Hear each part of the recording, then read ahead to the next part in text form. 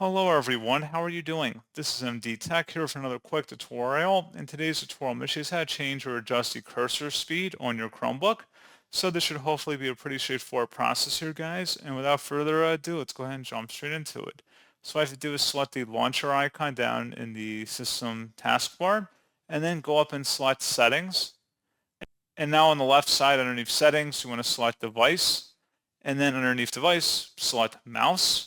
And you can adjust the cursor acceleration by toggling this on or off, and you can adjust the speed to the right or left here.